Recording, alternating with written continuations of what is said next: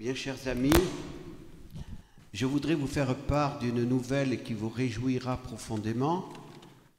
Vous avez souffert ces derniers mois de toutes les attaques contre notre communauté, attaques concernant le projet de construction de la chapelle du Cœur Immaculé de Marie.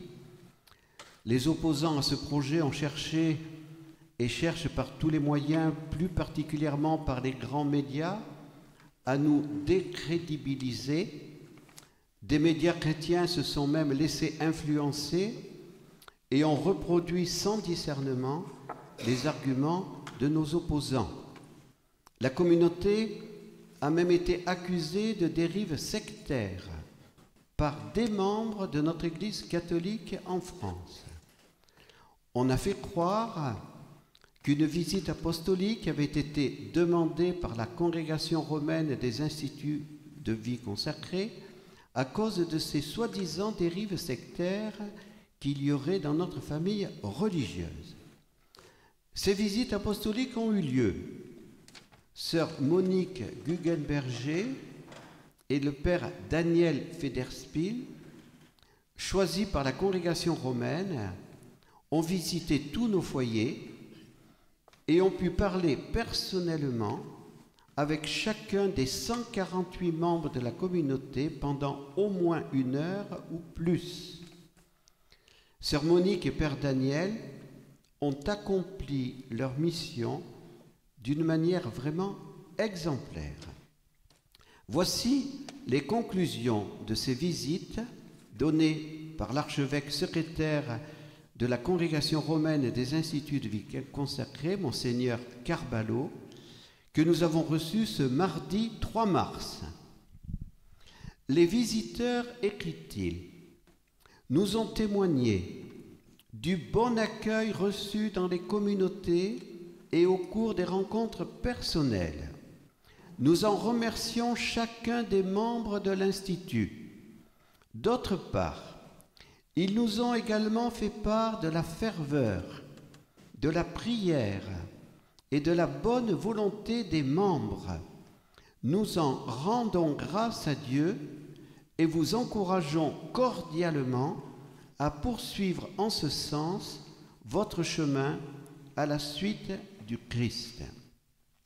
La congrégation romaine, avant d'aller plus avant, c'est-à-dire plus avant dans le processus aboutissant à la reconnaissance pontificale, veut étudier davantage les aspects du patrimoine de l'Institut concernant le service de l'autorité et l'obéissance. Il nous est aussi demandé à présent d'approfondir le texte promulgué par cette congrégation sur le service de l'autorité et l'obéissance. Nous le ferons avec grande confiance, car nous voulons vivre le service de l'autorité dans l'esprit de ce texte de 2008 que nous connaissons. Monseigneur Carballo m'écrit encore « Vous saurez trouver les moyens les plus adaptés pour favoriser l'intériorisation de cette lecture, ainsi que pour susciter un dialogue ouvert et adulte entre les membres de l'Institut sur ce sujet. Son Excellence Monseigneur Balza sera bien sûr informé de ces dispositions.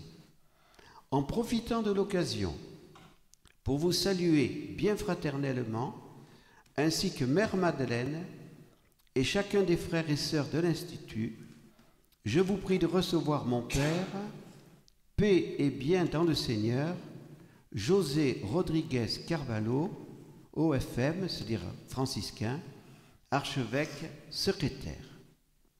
Donc c'est une grande joie d'avoir reçu une telle lettre ce mardi 3 mars. Deuxième information. Des médias parlent en ce moment du procès qui a eu lieu vendredi au tribunal de proximité à Aubenas. Nous n'avons eu qu'une nuit pour nous y préparer.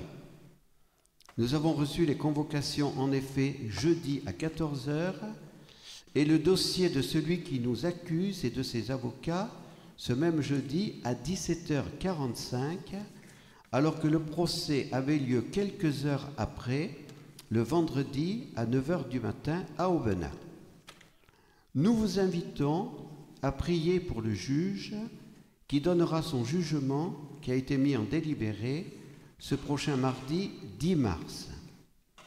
Nos frères et sœurs inscrits à Saint-Pierre-de-Colombier ont bien leur domicile réel à Saint-Pierre-de-Colombier, même s'ils sont en mission temporaire en tel ou tel foyer.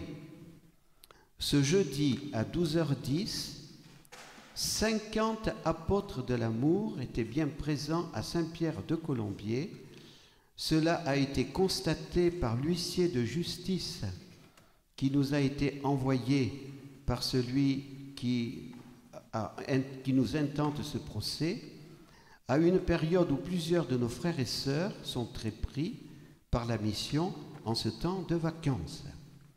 Une famille missionnaire doit être une famille qui envoie en mission ses membres qui reviennent très souvent se ressourcer à Saint-Pierre et qui ont le droit de dire librement « Nous avons choisi Saint-Pierre comme domicile réel en conformité à la loi française. » Prions pour que le juge, malgré les pressions médiatiques, reconnaisse à nos frères et sœurs ce droit.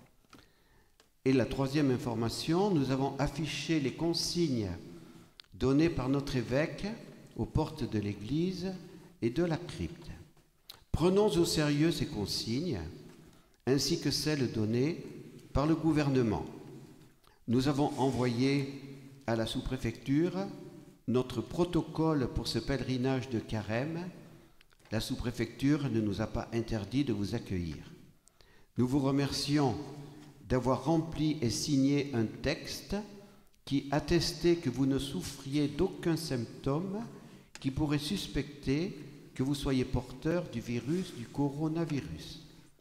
Nous avons dit la semaine dernière que notre évêque demandait de communier dans la main. Nous avons demandé de le faire en se mettant à genoux, comme nous le faisons en cette église, afin de bien adorer Jésus Eucharistie. Et nous continuons à demander de ne pas consommer l'hostie en marchant, mais de le faire à la table de communion. En cette semaine, des baptisés nous ont fait valoir leur droit de recevoir la communion sur la langue, droit qui a été donné par l'Église universelle et qui ne peut pas leur être refusé, quelles que soient les circonstances. Nous ne pouvons donc pas refuser ce droit. Nous appelons chacun de vous à sa responsabilité, à sa conscience et à sa liberté. Que la réception digne de la communion ne nous divise pas. Ne nous jugeons pas les uns les autres, aimons-nous, soyons des citoyens libres et responsables et des chrétiens exemplaires.